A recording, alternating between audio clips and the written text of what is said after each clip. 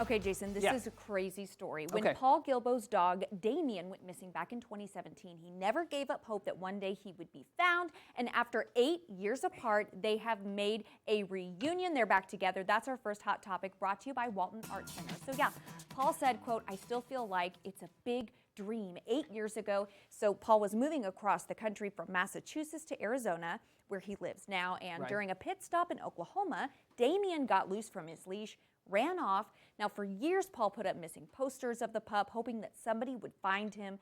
And eventually, somebody did. Somebody took Damien to the vet.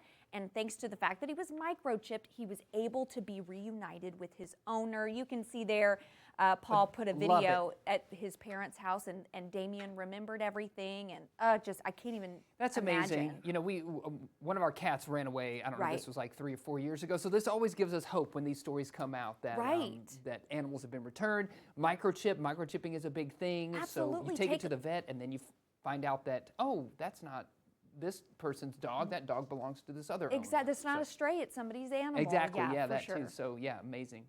Well, coming soon to a stage near you, a new musical about the life of a legendary country music singer, Dolly Parton. That's right, Dolly, an original musical, will premiere this summer in Nashville.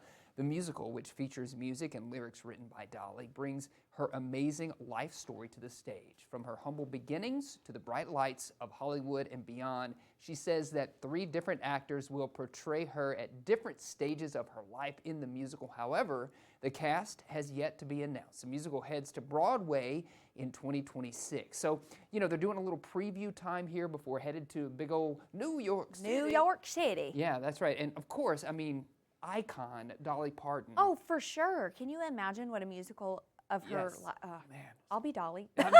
One day, that could be in your future for sure. Okay, you know I can't help myself. I have another dog story Of for you. course, Okay, yeah. so ladies and gentlemen, a new dog mayor in New York City has been inaugurated. goodness. Simon the Basset Cattle Dog was sworn in as the second honorary dog mayor in New York City on Sunday afternoon, following a whirlwind of an election. I can only imagine the stress. Simon was obviously dressed in the nines. He had a little hat and a winter coat and a little tie. So Simon will be assuming the role after the retiring dog mayor Sally Longdog. She had a 2-year term. So Okay, a 2-year as term. you can see, he's Yeah. part Basset Hound, part cattle dog. He's Yes. so cute. Oh man, look Congratulations. at that photo. I Congratulations. hope he serves New York City well. I'm sure he will. With ears like that, he's going to hear everything that's He'll- going on in the city. Can't get anything past him. Can't get anything past He might him. not get to you quickly because he Right. has little legs. Little but legs. He'll yeah. hear. But he'll hear what you're doing. So No one is safe. Wendy Williams wants out of her guardianship, so she's so desperately, she's fired the attorney she hoped would help get her case before a judge. Man, this keeps extending and extending. I know we've Right? talked about this, but I'm fascinated with this story. Wendy fired Linda Redlisky, who had been Wendy's court-appointed personal attorney. Wendy had asked her to file paperwork for a trial to decide whether the guardianship is truly necessary, which she never did. So Wendy is currently in an assisted living facility. She's not able to receive incoming calls and has no access to electronic devices aside from a non-smartphone.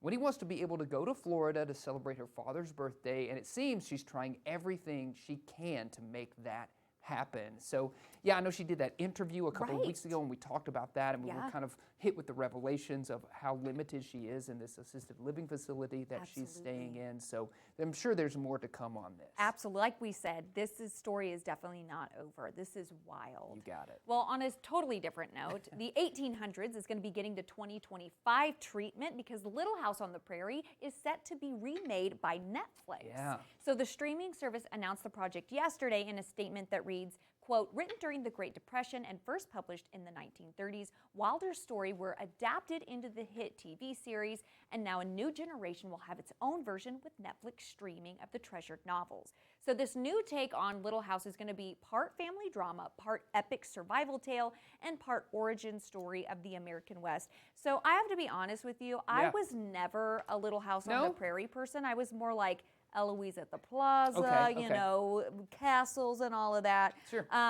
However, I could be down to clown with this new Netflix. I'm totally in. I know. would say that I caught episodes occasionally when I was really young. I didn't watch it from like beginning to end or anything like that. Right. But it is such a heartwarming tale, and Yeah. especially with people kind of, you know, in the early days of America. It's So really interesting. exciting yeah. to see what they do with that. Mm-hmm. Speaking of excited, commercials that will air during Super Bowl 59, they're rolling out. Oh, yeah. So here's a look at one starring Willem Dafoe and Catherine O'Hara for a beer company.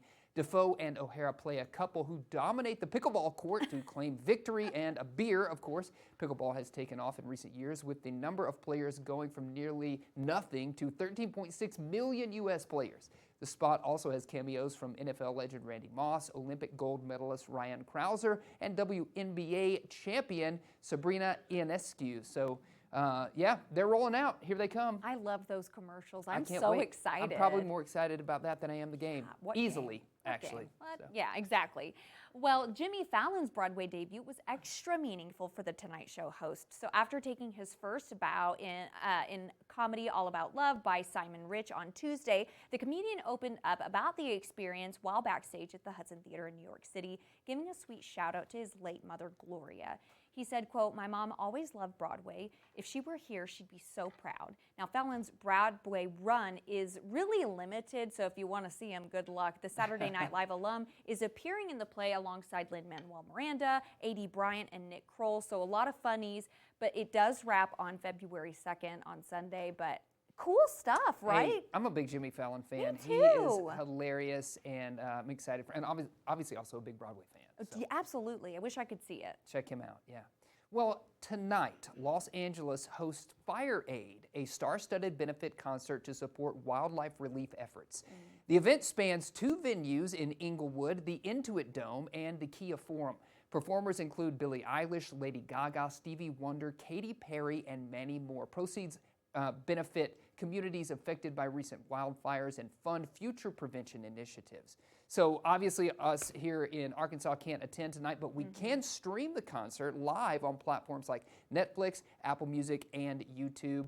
And of course, you would expect nothing less but the community out there, the star-studded community, getting together to raise support for it. I'm so glad that they're doing that. Yeah, absolutely.